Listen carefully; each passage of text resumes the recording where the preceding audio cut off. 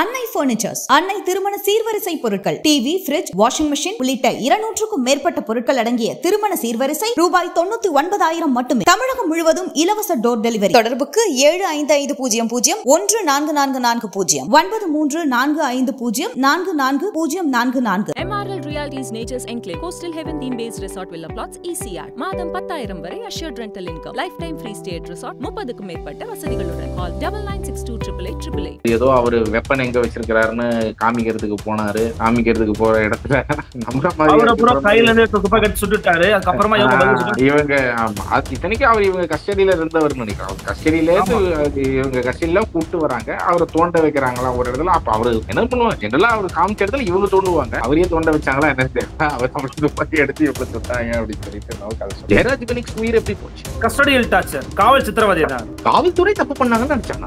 காவல்துறை அவங்க ஏதோ எதிர்த்து கேட்டாங்க, அவங்க பெரிய தப்பு பண்ணிட்டாங்கன்னு சொல்லி அடிச்சாங்க. காவல்துறை பண்ணது அப்ப கரெக்டா தானே இருக்கணும். காவல்துறை ஒருத்தர் அடிச்சாங்க, ஒருத்தரை சாவச்சாங்க, அப்ப கரெக்டா தானே இருக்கணும். ஆமா, சட்டத்தின் ஆட்சி தான் சாதாரண மக்களை, சாமானிய மக்களை, ரொம்ப முக்கியமாக தவறு செய்யாத மக்களை காப்பாற்றணும். வழக்குல செகண்ட் குண்டாஸை அவங்களே மாநில அரசு ரிவோக் பண்ணிருக்குன்ற செய்தியை வேற நம்ம பார்த்தோம். ஆமா, அது உச்ச நீதிமன்றம் இல்லைன்னா ஒரு மிகப்பெரிய கொட்டு வைத்திருப்பார்கள் அப்படிங்கிற ஒரு பயத்தில் அதற்கு முன்பாக இவர்களே வித்ரா பண்ண ஒரு விஷயமாக தான் பார்க்க முடியும். ஏன் சட்டம் ஒழுங்கை பாதுகாக்க முடியாது அப்படின்னா அது அந்த சட்டம் மீதே ஒரு மிகப்பெரிய கேள்வியை எழுப்புகிறது. என்கவுண்டர்ஸை பொறுத்த வரைக்கும் பப்ளிக்ல இருந்து எல்லாருக்குமே தெரியும் இது ஒரு இதெல்லாம் பேக்காக நடக்கக்கூடிய ஒன்றுதான் அப்படிங்கிற ஊழல் தானே பண்ணாரு செந்தில் பாலாஜி. சுட்டுலாமா காவல்துறை சுட்டுலாமா? முடியாது இல்ல. எவ்வளவு பேர் மேல இப்ப எஃப்ஐஆர் ஃபைல் ஆயிட்டு இருக்கு. முன்னாள் அமைச்சர்கள் எல்லாம் அக்யூஸ்டா இருக்கிறாங்க. சுட்டுலாமா? ஊழல் பண்ணியிருக்கிறாங்க. பண்ண முடியாது. அவங்களுக்கே நம்மளால எதுவும் பண்ண முடியாது. நம்ம இந்த மாதிரி சட்ட விரோத வழிகள்ல தான் நம்ம டீல் பண்ணினாலும் என்று நினைக்கக்கூடிய அளவில் தான் ஆட்சியாளர்களே இன்று இருக்கிறாங்க அப்படிங்கிறது தான் இது காண்பிக்குதுன்ற. அவர்களுக்கே ஒரு அவநம்பிக்கை அவர்களுடைய ஆட்சி மேல இருக்கு. கிரைம் கேஸ் பண்ணா கூட ஏதோ ஒரு வழியில அவங்க வெளியே வந்துடுறாங்க. அவங்க மேல இன்வெஸ்டிகேஷன். இவ்வளவு கொலை பண்ணதா ஒருத்தர் சொல்றீங்க, இவ்வளவு கொலை பண்ணவர் மேல ஒரு ஃபேர் இன்வெஸ்டிகேஷன் செய்து அவருக்கு ஒரு லா முன்னாடி நிறுத்தி அவருக்கு ட்ரையல் நடத்தி உங்களால ஒரு தண்டனை கூட வாங்கி கொடுக்க. பல கொலைகள் பண்ணவருக்கு மேலேயே தண்டனை வாங்கி கொடுக்க முடியும். இந்த மாதிரி சிஸ்டத்துல இருக்கும் அப்படின்னு நான் கேட்க. ரொம்ப வருஷமா போலீஸ் ஸ்டேட்டா தான் இருக்கு. அது போலீஸ் ஸ்டேட்டா மாறிடுச்சு நான் சொல்ல மாட்டேன். ரொம்ப வருஷமாவே போலீஸ் ஸ்டேட்டா தான் இருக்கு. நீங்க குண்டாஸ் ஆக்ட்ல இருந்து பல விஷயங்கள்ல பார்க்கலாம் ஒரு போலீஸ் ஸ்டேட்டாக இருப்பதை.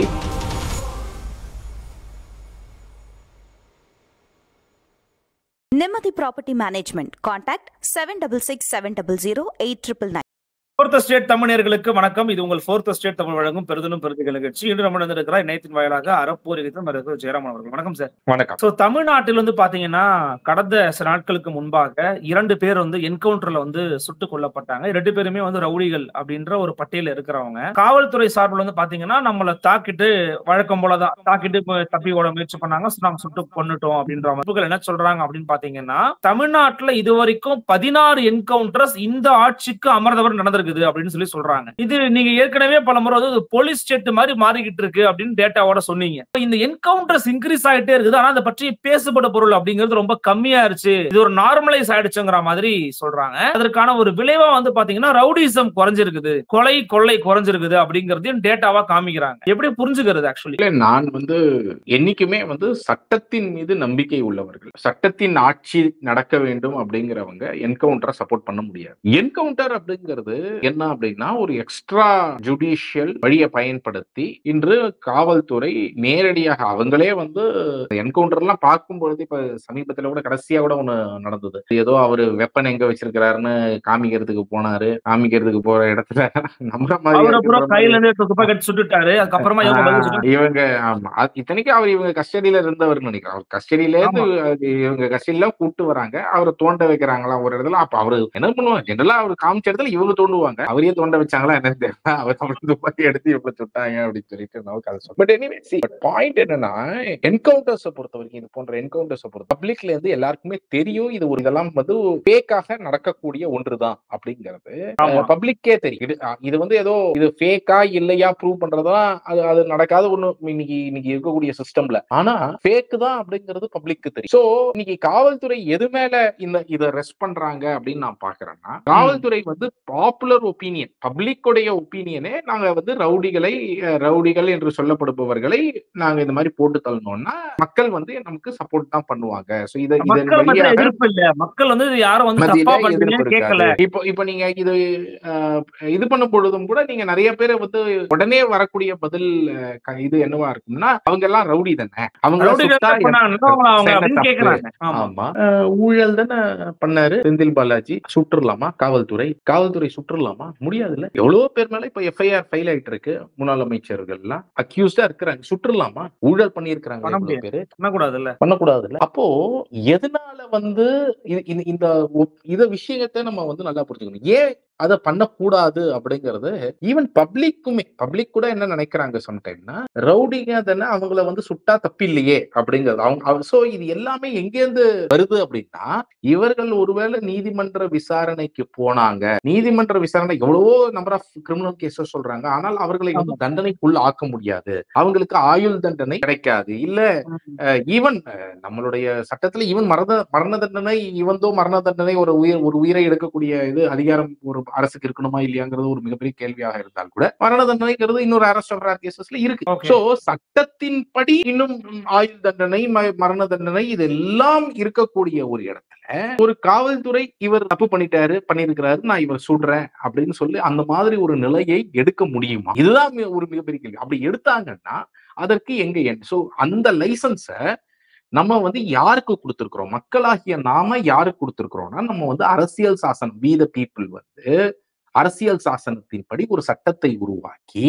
அது போன்று தப்பு செய்பவர்களை நீதிமன்ற விசாரணை முன்னிறுத்தி நீதிமன்றத்தின் மூலமாக தண்டனைக்கு உள்ளாக்குவோம் அப்படிங்கறதுதான் மக்களாகிய நாம எல்லாரும் சேர்ந்து அரசியல் சாசனத்தின் மூலமாக முடிவு செய்யணும். அதுபடிதானே நடக்கணும். அதை மீறி யார் ஒருவர் அமைச்சர் செந்தில் பாலாஜியோ இல்ல முன்னாள் அமைச்சர் செந்தில் பாலாஜியாக இருந்தவரோ இல்ல இவங்களெல்லாம் சுற்றுலாம், ஊழல் பண்ணிட்டாங்க சுற்றுலாம்னா நான் தான் ஃபர்ஸ்ட் அப்போஸ் பண்ணுவேன். தப்பு இது அப்படின்னு சொல்லிட்டு அவர்கள் நாங்கள் கொடுத்த ஊழல் குற்றச்சாட்டுகள் எல்லாம் இருக்கக்கூடியவர்களாகவே இருக்கட்டும். இப்போ முன்னாள் அமைச்சர் SP வேலுமணியாக இருக்கட்டும், இப்போ வைத்தியலிங்கம் மேல கேஸ் கொடுங்க, எவ்வளவு பேர் யாராவது வந்து என்கிட்ட இவங்க எல்லாம் சுற்றுலாம்ல அப்படின்னு கேட்டாங்கன்னா முடியாது, கூடாது. இவர்கள் எல்லாம் ஊழல் செய்திருக்கிறார்கள், ஒரு மிகப்பெரிய இதனால் சமூகத்துல ஒரு சீர்கேடு இருக்கிறது, அதெல்லாம் கரெக்ட். ஆனால் அதற்காக சட்டத்தை வந்து உங்க கையில எடுக்க முடியுமா? முடியாது. காவல்துறை சுற்றுலாம்ல அவங்கள அப்படின்னு கேட்டீங்கன்னா, காவல்துறை அவர்களை சுடக்கூடாது. முன்னாள் அமைச்சர் செந்தில் பாலாஜியோ முன்னாள் அமைச்சர் SP வேலுமணி யாரையுமே காவல்துறை சுடக்கூடாது. அனைவரும் பாதுகாக்கப்பட வேண்டும். அவர்களுடைய உரிமை நீதிமன்றத்துல போய் அவர்களுடைய தரப்பு வாதத்தை வைப்பது மிக முக்கியமானது. நியாயப்படி இதையெல்லாம் நடக்கணும். இதுதான் ஒரு சமூகத்தை வந்து மேம்படுத்தப்பட்ட சமூகமாக நாம வந்து நகர்வதற்கான வாய்ப்பு. அப்படி இல்லாமல் நீங்கள் வந்து காவல்துறை கையில் இது போன்ற அதிகாரம் இந்த மாதிரி அவங்களே முடிவெடுத்து அவர்களே ஒரு ஜட்ஜாக, அவர்கள் தான் கைது செய்யறோம், அவங்களே ஒரு ஜட்ஜாக இருந்து அவர்களே இது போன்ற சில பேரை வந்து இது பண்ணாங்கன்னா என்ன ஆகும்? இன்ஃபேக்ட் இதுல வந்து நாட் ஒன்லி நான் மக்கள் மட்டும் சொல்ல மாட்டேன், நீதிமன்றங்கள் இதை பார்த்துட்டு தான் இருக்கிறாங்க. சோ நீதிமன்ற நிறைய ஜட்ஜஸ் எல்லாருமே ஐ திங்க் ஓவரால் ஒரு ஒப்பீனியனே என்ன இருக்கு அப்படின்னு சொன்னா, எல்லாருக்குமே சிஸ்டம் மீது இருக்கக்கூடிய அவநம்பிக்கை. இது நாளைக்கு நீதிமன்றம் அது இதுன்னு போனா பல வருஷம் ஆக்குவாங்க. சோ காவல்துறை இப்பவே இது பண்ணிட்டா தப்பு கிடையாது என்று நினைக்கக்கூடிய மனப்பான்மை என்பது எங்கு கொண்டு போய் விடும் அப்படிங்கறத நம்ம புரிஞ்சுக்கணும். அதுதான் வந்து இன்னைக்கு வந்து அது ஏதோ தப்பு செய்பவர்களை மட்டும் கிடையாது, இன்னசென்டா இருக்கக்கூடிய எவ்வளவோ பேருடைய உயிரும் போகும். ஜெயராஜ் பெனிக்ஸ் உயிர் எப்படி போச்சு? கஸ்டடியல் டார்ச்சர், காவல் சித்திரவதை தான். காவல்துறை தப்பு பண்ணாங்கன்னு நினைச்சாங்க. நம்மள காவல்துறை அவங்க ஏதோ எதிர்த்து கேட்டாங்க, அவங்க பெரிய தப்பு பண்ணிட்டாங்கன்னு சொல்லி அடிச்சாங்க. காவல்துறை பண்ணது அப்ப கரெக்டா தானே இருக்கணும். காவல்துறை ஒருத்தர் அடிச்சாங்க, ஒருத்தரை சாவடிச்சாங்கன்னா அப்ப கரெக்டா தானே இருக்கணும். அப்படிங்கிற ஒரு ஸ்டேட்மெண்ட்டுக்கு நீங்க வந்துட்டீங்க மக்களாகி, அப்போ காவல்துறைக்கு நீங்க ஒரு மிகப்பெரிய லைசன்ஸ் கொடுத்துருக்கீங்க. பல்வீர் சிங் பல்லபுடுங்க. ஆமா, நீங்க இன்னொன்னு சொல்லலாம், இவங்க எல்லாம் சைக்கோபாத்தி மர்டர்ஸ்ல ஈடுபடுறவங்க, இவங்க எல்லாம் வந்து நீங்க வந்து ரீஹாபிலிட்டேட் பண்ணி தான் ஆகணும். நீங்க ஜெயில போடலாம், நீங்க தண்டனை வாங்கி கொடுக்கலாம், ரீஹாபிலிட்டேட் பண்ணணும். இந்த மாதிரி ஒரு சட்டத்தின் வழிமுறையை தான் நீங்க கையாளணும். அப்படி இல்ல இவங்க வந்து திருந்தவே மாட்டாங்க, சைக்கோபாத்ஸா இருக்கிறாங்களே. இப்ப காவல்துறையிலேயே சில பேர் இப்ப ஜெயராஜ் பெனிக்ஸை கொண்டவங்க இருக்கிறாங்க, பல்வீர் சிங் இருக்கிறார் பல்லபுடிங்கிறவர், அவங்கள சைக்கோபாத் ஒரு பிஹேவியர் தான் டிஸ்பிளே பண்ணிருக்காங்க. அதற்காக அவங்கள சுட்டு கொள்ள முடியுமா? முடியாது இல்ல. காவல்துறை அவங்கள சுட முடியுமா? சுடுவாங்களா? இல்ல, சுடக்கூடாது. அனைவருக்கும் திருந்துவதற்கான ஒரு வாய்ப்பு, அனைவருக்கும் நீங்க சட்டத்தின்படி வழியை உருவாக்கி அவர்களுக்கு ஆயுள் தண்டனை என்ன அவர்கள் கொடூர விஷயங்களை செய்திருந்தால் கூட அவர்களுக்கு சட்டத்தின்படிதான் நம்ம தண்டனை வாங்கி கொடுக்கக்கூடிய வேலை செய்யணும். அப்போ இன்னைக்கு சிஸ்டம் சரியில்லை, சிஸ்டம்ல தப்பிப்பதற்கான வாய்ப்புகள் இருக்கு அப்படின்னு காவல்துறை நினைக்கிறாங்க. காவல்துறை என்ன நினைக்கிறாங்கன்னா, நம்ம இவரை தண்டனைக்கு தர முடியாதுன்னு நினைக்கிறாங்க. அவங்களுடைய என்கவுண்டர் ஏன் பண்றாங்கன்னா, அவங்களே என்ன நினைக்கிறாங்கன்னா, இந்த குற்றவாளிகளுக்கு என்னால் தண்டனை வாங்கி தர முடியாது அப்படின்னு அவங்களுக்கு நம்பிக்கை இல்லை. நீதிபதிகளுக்கு பல பேருக்கு கூட நம்பிக்கை இல்லை. ஏன்னா எல்லாம் சுவமூட்டமா எடுத்து விசாரிச்சிருப்பாங்க இந்த மாதிரி நியூஸ்ல வரது. இப்போ இதெல்லாம் நிறைய பேருக்கு நான் என்ன சொல்றேன்னா, ஒரு லார்ஜர் பப்ளிக் ஒப்பீனியன் இப்படி இருப்பதால் இத ஒரு அட்வான்டேஜா போலீஸ் எடுக்கிறாங்க. போலீஸ் என்ன நினைக்கிறாங்க, இதுக்கு எதிர்ப்பு வராது, பெரும்பாலும் யாரும் பேச மாட்டாங்க. ஏன்னா பெரும்பாலும் மக்கள் என்ன நினைப்பாங்க அப்படின்னு சொன்னா, போனா போறாங்க அப்படின்ற மாதிரிதான் நினைப்பாங்க அப்படின்னு சொல்லிட்டு அவங்க நினைப்பாங்க. பட் யாராக இருந்தாலும் நம்ம என்ன சொல்லி இருக்கிறோம்னா, யாராக இருந்தாலும் ஒரு ஈவன் சட்டத்தின் மீது நம்பிக்கை இல்லாத ஒருவராக இருந்தால் கூட அவரையும் நம்ம சட்டப்படி வழிமுறைகளின் மூலமாகத்தான் தண்டனைக்கு உள்ளாக்க முடியும். நம்பிக்கை இல்லாத ஒருத்தர் வயலன்ஸ் பண்றாரு, என்னவோ பண்றாரு, என்ன வேணாலும் இருக்கலாம். ஆனால் யாராக இருந்தாலும் அவர்களை நாம் சட்டத்தின்படிதான் நாம் பிடிக்க முடியும். இந்த மாதிரியான ஒரு ஜனநாயக சமூகம், ஒரு சட்டத்தின் ஆட்சிப்படி நடக்கக்கூடிய சமூகம், இதுல இருக்கக்கூடிய அந்த டெமோக்ராட்டிக் இண்டிபெண்டன்டா ஃபங்க்ஷன் ஆகுறது, இதெல்லாம் தான் ரொம்ப ரொம்ப முக்கியமானது. சோ இந்த என்கவுண்டர்ஸ் இந்த வே என்ன காமிக்குதுன்னா, ஆட்சி இன்னைக்கு நடக்கக்கூடிய ஆட்சி மீது காவல்துறைக்கு நம்பிக்கை இல்லை, நீதித்துறைக்கு நம்பிக்கை இல்லை. இவர்கள் யாருக்குமே இன்னைக்கு நடக்கக்கூடிய இந்த அரசியல்வாதிகள் மிக மோசமானவர்களாக இருக்கிறார்கள் ஆட்சியாளர்கள். அதாவது ஆட்சியில் இருக்கக்கூடியவர்களும் அதிகாரத்தில் இருக்கக்கூடியவர்களும் ஒன்றாகத்தானே இணைந்து பணியாற்றவே முடியும். அப்படி இருக்கும்போது இவர்கள் மீது இவர்களுக்கு நம்பிக்கை இல்லை அப்படின்றது எப்படி எடுத்துக்கிறது? இன்னொன்று, இவருடைய ஆணை இல்லாமல், அதாவது முதலமைச்சர் தான் இன்னைக்கு ஒரு போலீஸ் துறைக்கு தலைவரா இருக்கிறார் அப்படின்னா, அப்போ எல்லாமே கன்சல்ட் பண்ணி தான் ஒரு முடிவை எடுப்பாங்க, அவர் ஈஸியா கைட் பண்ண முடியும்னு சொல்றாங்க.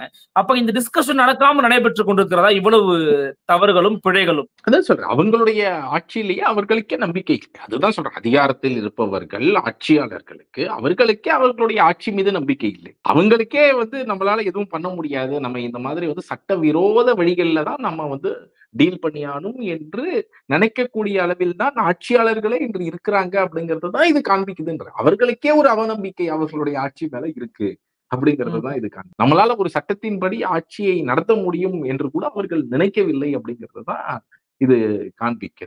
அதற்கு காரணம் இன்னைக்கு இவ்வளவு ஒரு ஊழல் படிந்த, இன்னைக்கு அவங்களே என்ன நினைக்கிறாங்க, இப்போ முதலமைச்சரே இல்ல அதற்கு கீழே இருக்கக்கூடிய கமிஷனரோ இது போன்றவர்கள் யார் இந்த மாதிரி என்கவுண்டர், அவங்களுக்கு எல்லாம் எல்லாருக்குமே பிளேட்டண்டா தெரியும் இந்த மாதிரி என்கவுண்டர்ஸ் எல்லாம் எதுவும் ரியல் என்கவுண்டர்ஸ் மாதிரி இல்ல, ஃபால்ஸ் என்கவுண்டர்ஸ் தான். பட் லார்ஜர் பப்ளிக் ஒப்பீனியன் இருக்கக்கூடிய ஒன்றாக இருக்கு. பட் இதெல்லாம் என்னன்னா, அவங்களே அந்த முதலமைச்சராக இருக்கட்டும் மற்றவர்களாக இருக்கட்டும் அவர்களே என்ன பாக்குறாங்க அப்படின்னு சொன்னா, நாம சட்டத்தின்படி நடக்க முடியாதுன்னு ஏன் நினைக்கிறாங்கன்னா, அவ்வளவு ஊழல் படிந்ததாக இந்த அரசுகள் ஜெனரலா இருக்கு, லஞ்சம் ஊழலும் படிந்தது. சோ நிறைய அக்யூஸ் என்ன ஆகுறாங்க, அவங்க பெரிய ஒரு கிரைம் கேஸ் பண்ணா கூட ஏதோ ஒரு வழியில அவங்க வெளியே வந்துடுறாங்க. அவங்க மேல இன்வெஸ்டிகேஷன், இவ்வளவு கொலை பண்ணதா ஒருத்தர் சொல்றீங்க, இவ்வளவு கொலை பண்ணவர் மேல ஒரு ஃபேர் இன்வெஸ்டிகேஷன் செய்து அவருக்கு ஒரு லா முன்னாடி நிறுத்தி அவருக்கு ட்ரையல் நடத்தி உங்களால ஒரு தண்டனை கூட வாங்கி கொடுக்க முடியல. பல கொலைகள் பண்ணவருக்கு மேலே தண்டனை வாங்கி கொடுக்க முடியலன்னா எந்த மாதிரி சிஸ்டத்துல இருக்கிறோம் அப்படின்னு நான் கேட்கிறேன். அப்போ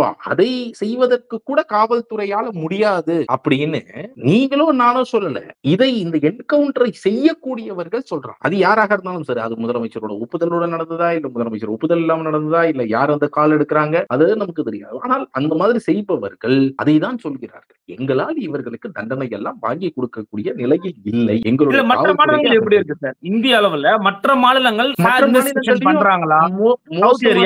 இல்ல மோசமாக தான் இருக்கிறது. இப்போ உத்தரப்பிரதேஷ்ல இதே மாதிரி என்கவுண்டர் பிரச்சனைகள் மிகப்பெரிய அளவுல வர ஆரம்பிச்சது. யோகி ஆதித்யநாத் பொறுப்பெடுத்து 1-2 ஆண்டுகள்லயே உங்களுக்கு ஞாபகம் இருக்கும், பெரிய பெரிய ஏதோ 40 என்கவுண்டர் நடந்தது அப்படிங்கறதெல்லாம் டக்குன்னு டேட்டா வந்தது கொஞ்ச நாள்லயே. சோ இதெல்லாம் நடந்தது. இன்னைக்கு அது அடுத்த லெவலுக்கு போயிருக்கு. நான் தான் பாக்குறேன் அடுத்த லெவலுக்கு அது எப்படி போயிருக்குன்னா, அவர்கள் ஜேசிபி வைத்து யார் வீடை இடிக்க வேண்டும் என்று நினைத்தால் இன்னைக்கு அவங்களே முடிவெடுத்துறாங்க. ஒருத்தர் ஒரு மாற்று மதத்திற்காரர்கள் ஒரு முஸ்லிமா இருக்கிறாங்க, இவங்களா இருக்கிறாங்கன்னா போய் ஜேசிபியை வச்சு இடி அப்படின்னு சொல்லி வீட்டையே இடிச்சிடுறாங்க. அவரு அடுத்த நாள் ஏதாவது சொல்லி ஒரு நகர்ந்துருச்சு.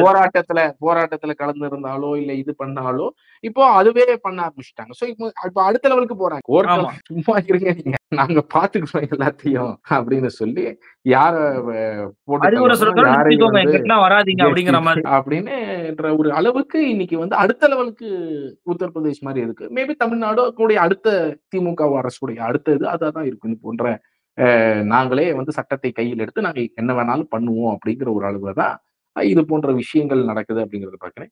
சட்டம் ஒழுங்கை கண்காணிக்க வேண்டியது இன்னைக்கு இதுக்கு ரொம்ப முக்கியமாக காவல்துறை செய்ய வேண்டியது என்ன தெரியுமா? அரசு செய்ய வேண்டியது என்னன்னா, ஒரு இன்வெஸ்டிகேஷனுக்கு அவர்கள் போதுமான இன்வெஸ்டிகேட்டிங் ஆபீசர் இருக்கணும், அவர்களுக்கு போதுமான நேரம் இருக்கணும், அவங்க பந்தோபஸ்து அது இதுன்னு சொல்லி இஷ்டத்துக்கு அவங்களை வந்து ஒவ்வொரு நாளும் அலைக்கழிக்க கூடாது. நான் உங்களுக்கு ஒரு எக்ஸாம்பிள் சொன்னேன். ஒரு சைக்கிள் காணாம போனதுக்கு ஆமா, ஒரு கண்டிப்பா. எஃப்ஐஆர் அந்த இடத்துல போய் அந்த கிரைம் எஸ்ஐயால இந்த ஒரு சைக்கிள் கண்டுபிடிக்கிறதுக்கு கூட அவரால் வந்து நேரம் செலவழிக்க முடியல. ஏன்னா அவர் போய் பந்தோபஸ்துல போய் நிக்க வேண்டிய ஒரு சூழ்நிலை. நிக்கிறாரு. பந்தோபஸ்துக்கு கூப்பிடுறாங்க ஒவ்வொரு நாளும். ஆமா. இன்வெஸ்டிகேஷன் பண்றதுக்கோ இவர்கள் மீது தண்டனை வாங்கி கொடுப்பதற்கோ அதற்கான நேரத்தை காவல்துறை செலவழிக்கிறதுக்கு நீங்க எந்த விதமான அனுமதியும் கொடுப்பது கிடையாது. அவர்களுக்கான அந்த ஃப்ரீடம் இண்டிபெண்டன்ஸ் கொடுக்கறது கிடையாது. அவர்களுக்கான அந்த வழிமுறையை ஏற்படுத்துவது கிடையாது. அதெல்லாம் தான் மிக மிக முக்கியமானது.